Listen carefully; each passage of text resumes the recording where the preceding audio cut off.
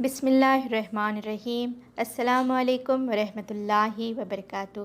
حضرت ابو ہریرہ رضی اللہ تعالیٰ عنہ بیان کرتے ہیں، رسول اللہ صلی اللہ علیہ وآلہ وسلم نے فرمایا، جس شخص نے کسی مومن سے دنیا کی کوئی تکلیف دور کی تو اللہ تعالیٰ اس سے قیامت کے دن کی کوئی تکلیف دور فرما دے گا۔ جس شخص نے کسی تنگ دست پر آسانی کی تو اللہ اس پر دنیا و آخرت میں آسانی فرمائے گا۔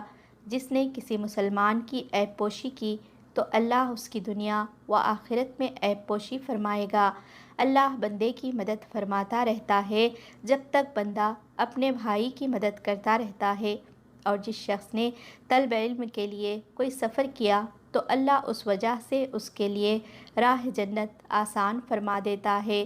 اور جب کچھ لوگ اللہ کے کسی گھر میں اکٹھے ہو کر اللہ کی کتاب کی تلاوت کرتے ہیں اور آپس میں پڑھتے پڑھاتے ہیں تو ان پر سکینت نازل ہوتی ہے، رحمت انہیں ڈھانپ لیتی ہے، فرشتے انہیں گھیر لیتے ہیں اور اللہ اپنے پاس فرشتوں میں ان کا تذکرہ فرماتا ہے۔ اور جس کے عمل نے اسے پیچھے کر دیا تو اس کا نسب اسے آگے نہیں بڑھا سکے گا۔